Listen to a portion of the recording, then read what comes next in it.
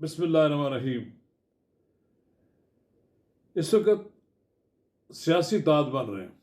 मुस्लिम league नून वाहिद जमात शायद है जिसके साथ हर सूबे में अलग अलग ताद बन रहे हैं। इस वक्त IPP जो थी बड़े शोर शराबा कर रहे थे, उसका मुस्लिम लीग नून के साथ असूली तौर पर इत्तेहाद हो गया है और उसके पास तो कोई उम्मीदवार भी ज़्यादा नहीं थे।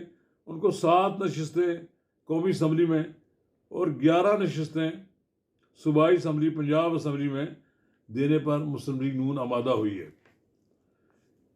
नाज़रीन कराम, हम MQM और मुस्लिम लीग नून के दरमियान इत्तेहाद पर भी बात करेंगे। कबल इसके हम आगे बढ़ें, आपसे इस्तदा है कि अगर आपने मेरा YouTube चैनल नवाज रज़ा के साथ अब तक सब्सक्राइब नहीं किया तो बराए करम फौरी तौर पर सब्सक्राइब करें, लाइक करें और अब आपके साथ शेयर करें और आइकॉन का वो बटन दबाना ना भूलिए कि जब हम वीडियो लोड करें तो सबसे पहले आपको इत्तला मिले। तो नाज़रीन कराम, 38 उम्मीदवारों की बात करते थे, फिर पता लगा 18 के उम्मीदवार आ गए हैं। पता लगा कि इस्तेहकाम पाकिस्तान की बास्केट में कोई माल ही नहीं है। चंद एक लोग ऐसे हैं कि जिनको अगर मुस्लिम लीग नून टिकट दे दे तो कल वो जीत कर मुस्लिम लीग नून का साथ दे सकते हैं।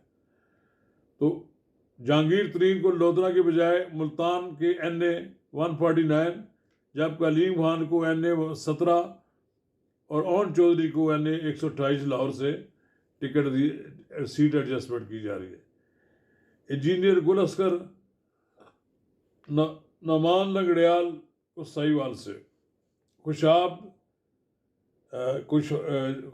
इंजीनियर गुल अस्कर को खुशाब से, आमिर कियानी के बारे में बताया जाता है कि उनको इस्लामाबाद से सीट दी जा रही है। पता नहीं कौन से उनको दी जाएगी। बहरहाल खान गुलाम सरवर साहब के बारे में बताया जाता है कि उनको टेक्सला से सीट एडजस्टमेंट की जा रही है।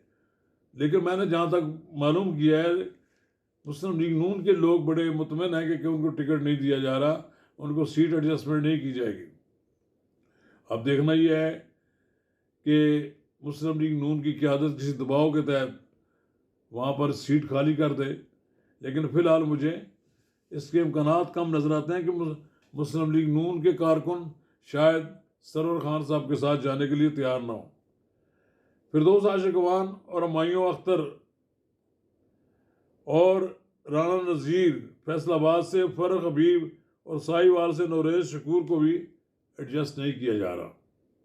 इस्तेहकाम पाकिस्तान पार्टी मुस्लिम लीग नून से ज़ायद नशस्तें लेने में कामयाब नहीं हुई और इसी पे वो गुजारा करने के लिए तैयार है। असल में कहा जाए कि इस्तेहकाम पाकिस्तान पार्टी तो जहांगीर तरीन और अलीम खान के लिए ही बनी थी, तो उनकी सीटों का मसला हल होना था। ये तो बहरहाल अब देखते हैं कि आजकल में उसका भी ऐलान हो जाएगा। बहरहाल एक फैसला MQM का भी साथ भी हुआ है। वहाँ भी वो जो सीटें कुछ 5 के लगभग नशस्तें कौमी असम्बली की मुस्लिम लीग नून को देने के लिए तैयार हैं। ऐसे 10-11 सीटें सूबाई असम्बली की मिल जाएंगी। सबसे बड़ा मसला ये था 242, जहाँ से पिछली बार शहबाज शरीफ साहब जीते थे, उसकी जगह फैसल बाड़ा को कामयाब करार दे दिया गया था। वहाँ से शहबाज शरीफ इलेक्शन लड़ेंगे और मुझे इस बात का कभी इम्कान है कि जब वो कामयाब हो जाएंगे दोनों अगर हलकों से, तो जो सीट खाली करेंगे वो MQM को दे देंगे और वहाँ जो MQM के साबिक नाज़िम हैं वो वहाँ से लड़ना चाहते थे, उनके लिए शायद वो सीट दोबारा उनको दे दी जाए। लेकिन फ़िलहाल वो राज़ी हो गए हैं कि शहबाज शरीफ यहाँ से इलेक्शन लड़ लें। इसी तरह जो बाकी नशस्तें हैं उन पर भी उनकी एडजस्टमेंट हो गई है। अब GDA के साथ भी सद के अंदर मुस्लिम लीग नून एडजस्टमेंट करने को जा रही है। मुझे उम्मीद है कि वहाँ भी ये कर लेंगे। जहाँ तक बलूचिस्तान का मसला है, बलूचिस्तान में भी उनकी एडजस्टमेंट होनी है, JUI के साथ भी होनी है और वो जो नेशनल पार्टी है पख्तूनख्वा अवामी पार्टी और नेशनल पार्टी से भी उनके मामलात होने हैं। यानी एक ऐसा माहौल बनाया जाएगा कि जिसमें सीट एडजस्टमेंट ऐसी होगी जिसमें मुस्लिम लीग नून का हामी जीत जाए।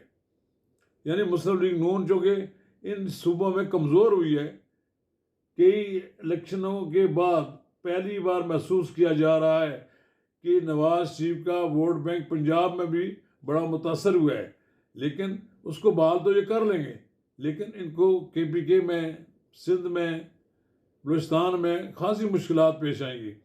लेकिन फेडरल गवर्नमेंट में नवाज शरीफ की हुकूमत तभी कायम हो सकती है कि अगर उसके साथ अलाइज इतने मौजूद हों।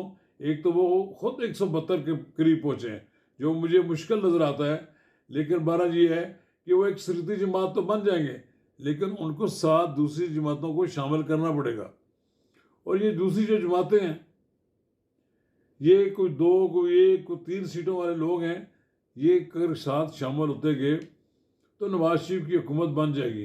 अब नवाज शरीफ एक नया नवाज शरीफ होगा जो चौथी बार वज़ीर आज़म बनेगा। ना ही आपको वो नज़र आएगा कि जनाब ये मर्द-ए-आन लोगों के साथ, अदारों के साथ लड़ता हुआ नज़र नहीं आएगा, बल्कि उसकी तमाम तर तवज्जो पाकिस्तान की मीशत को मजबूत बनाने की तरफ होगी।